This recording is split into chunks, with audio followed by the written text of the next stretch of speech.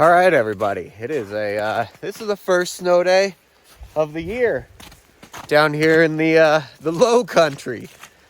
One of our videos, man, that was a while ago. We got into the snow up in the mountains, but this is the first snow down here today. And it's been a while since I've made a video. And we're gonna go over why in today's video. What we're gonna do, we're gonna go over like why I haven't made a video in a while, and just kind of give you guys an update of what we're doing down here, what we got going on, where we're at. So let's do it. Man, it's muddy. Not looking forward to that. This is like the nasty type of snow too, where it's all like wet, and right now it is pouring rain. You guys probably can't even tell. It's hard to catch that in the camera. Pouring down rain. Down here at the bottom, I got a bucket of chicken food here. We got to feed the meat chickens. We still have those. We're about getting ready to butcher all the meat chickens. I don't see them outside. They have been living outside. Hopefully they're in this coop here. That would be perfect. Smart enough to get out of the weather at least.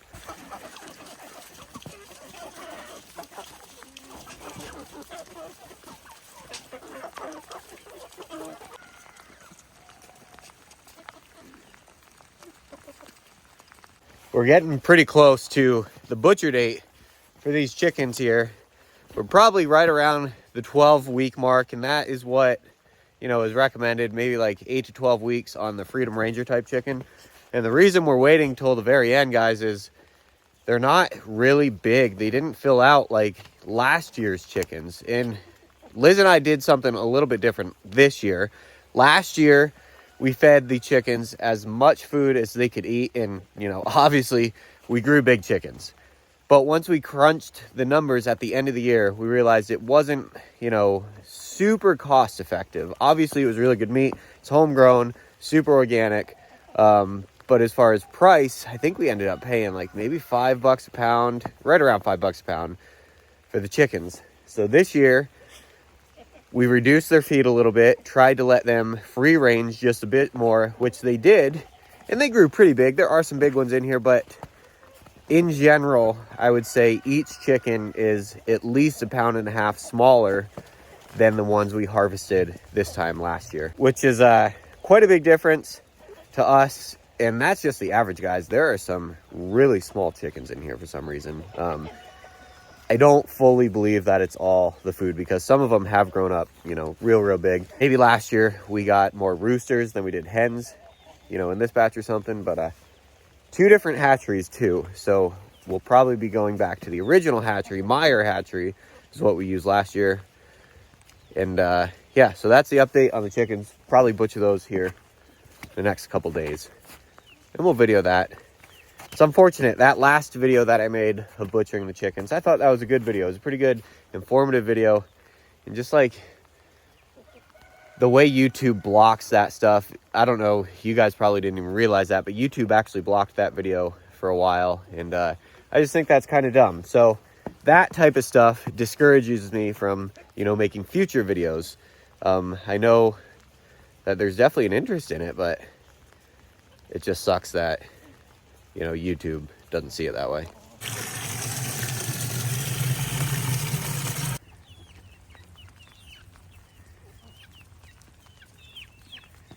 Meat chickens are fed and watered. Definitely got to butcher those soon.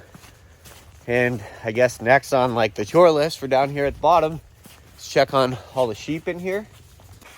Looks like everybody is doing good. We got the ewes separated from these rams here. It looks like we got food over there. I know that the ewes have water. They got a huge water pail. And yep, still some water for these guys. So everybody's doing good. Here in just a few weeks, really, we're going to be putting the rams in with the ewes, or I guess letting the ewes out into this bigger pasture. And everybody's going to live together, hopefully in harmony, for about 4 months maybe.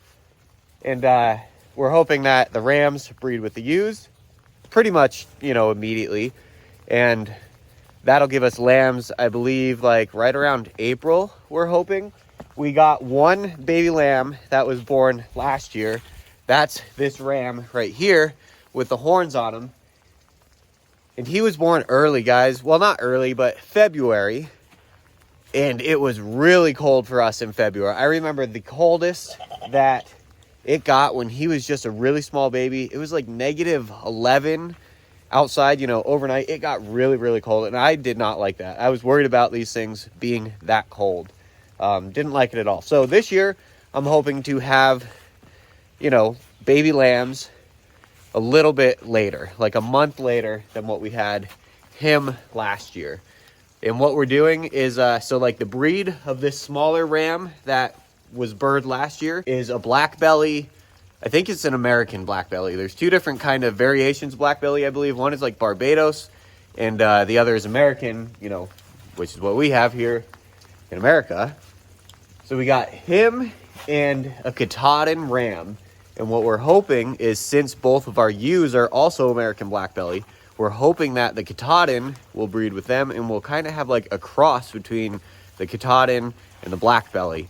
The Katahdin is a bigger sheep, so like obviously you're going to get more meat off of that. The black belly is a smaller sheep. I don't know what they grow to weights, but as you can see here, that Katahdin is, biggest sheep that we have. So it's definitely like a bigger breed. And it's kind of a more docile breed, I've noticed. The black bellies are like just a little bit jumpy. They got like a little skittishness to them. So maybe if we, combine the two, we'll have like a more docile black belly. And, the big thing with the black belly is supposed to have the better meat. The Katahdin is still like really good lamb's meat, but the black belly is supposed to be just as good, if not better. So we'll see. I guess we're kind of, is that playing scientist? I don't think it's like that. Last thing on the chore list is to check on the laying chickens. Everybody looks good. It was pretty cool this summer. A couple of the chicks had babies. Our laying chickens had some babies. So we got a couple chicks running around. And that's really cool because, last winter we had lost maybe 3 chickens. They had just gotten old and it was a tough winter. Right now, I'm going to check the roof of this shed here. I'll show you guys. Man, I've done 2 upgrades to this shed without letting anybody know. And it looks like one of them is working right away. And here, I'll show you the second one too. Lights. So I really didn't like this shed, especially in the winter time in the evenings. It was just like really hard to see. I had this little light over here, but it didn't do anything hardly. So one day I figured, hey, I have power down here. I ran power down here. I need to put a light in the shed. So we got a light in the shed and got everything all cleaned up. And the other thing I did, guys, and I think it's working, is I was on the roof and there was quite a few fasteners that were leaking. And I did a rubberized coating. I kind of painted it on, and that looks like that's old water. Does not look wet right now. Nothing is wet right now. Everything was running down here. We had a good rainstorm maybe about 2 weeks ago. You can kind of see where it was dripping on the floor still. So I went up there and I coated every fastener, with a really thick coat of this, rubberized coating. And it looks like it worked, which is really cool. If you guys have been following the channel from the very beginning, you'll know that Liz and I actually moved this shed from our old house to this property. This was the first building that we constructed here on this property. So this is a really old shed, guys. The house that I had purchased years and years ago, this shed was on that property. I'm guessing that this building is, at least 60, 65 years old, maybe 70 years old. So it's cool to, try to preserve that. This is like almost a piece of history to Liz and I, if you could look at it that way. So it's kind of neat. I'm stoked to see that it's not leaking. All of these 2x4s that are ran as the purlins, these are true 2x4s. You can tell that somebody, this is all rough sawn lumber. So this is probably off somebody's mill from years and years ago. Looks like these other, I guess those would be like the purlins, kind of. Sheathing, if you could call it that. Some of this looks like it's birch, maybe. Could even be aspen. It's all like circular, rough sawn lumber. So it's cool. It's really, really cool. Well, that's not leaking. Another thing I sealed with that rubberized coating was on top of the container here. I think I showed it at some point, but this leaked really bad. And I'm pretty confident it was that seam where the roof meets the container here. There's a piece of flashing that's put over it, but the glue that was used, like, it just didn't seem to be that sealed up there. So I went over and really slapped on a thick coat of that rubberized paint, and it seems to be working right now. I do see another issue right here with this end purlin or rafter, whatever you'd call it. Looks like we need to put a piece of flashing underneath that as well, because this one is coated just from the water running over this edge. So I think, you know, on a different day, once the weather you know, slows down a little bit, we do need to get a piece of flashing underneath there. But everything else is looking pretty good. I'm stoked. That's awesome. All right, guys, back up at the house here, and I think because the weather is so nasty, I have some cleaning to do here in this shop. As you can see, it is like really, really dirty. Let it go. So I got to get this clean. But I wanted to kind of get you guys up to speed on what's going on here. We haven't been doing a whole bunch, just like regular yearly maintenance. And the reason for that is that was 2 months ago, guys, that you saw that I really hurt my back in the project working on the drain for behind the house. That project is still sitting where you guys saw it at.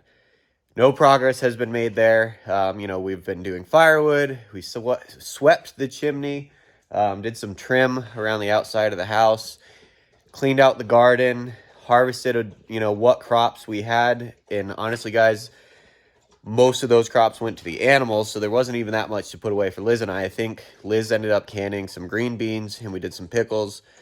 We've been, you know, obviously maintaining the chickens and all the other animals down there.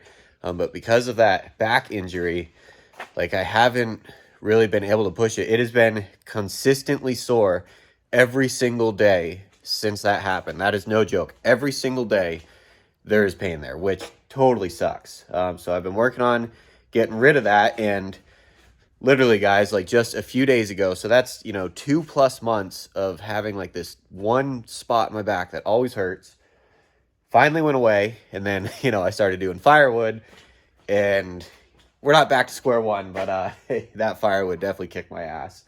So we're just trying, or I'm just trying to, like, take it easy on my back and not do any of these bigger projects, I guess. So that's kind of why I haven't been posting any videos. And, like, the other reason, guys, honestly, is, like, I haven't been feeling it. I haven't been in the zone, in the mood to, you know, try to be making one of these videos. A lot of the reason being, you know, we're not doing any really cool projects. What have we been up to? I mean, really, guys, I've been, like, laying low for, like, 2 months. Did a lot of hunting, walking around, but no heavy lifting by any means. And, yeah, still working on getting better. So that's where we're at with that. And it is getting better, so that's cool. And trying to, you know, pick the mood up by getting this place clean. So that is what we've been up to, guys. And Liz is really liking her new job, so that's cool.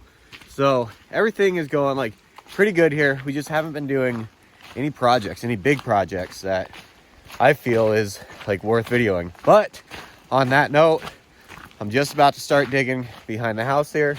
Finish that drain system. It's raining. We have a little bit of water coming into the shop already. So I got to get that finished, like, right now. So I'm going to turn that into its own video. So keep an eye out for that here in the next couple days. Till then, thank you guys for watching. We'll see you later.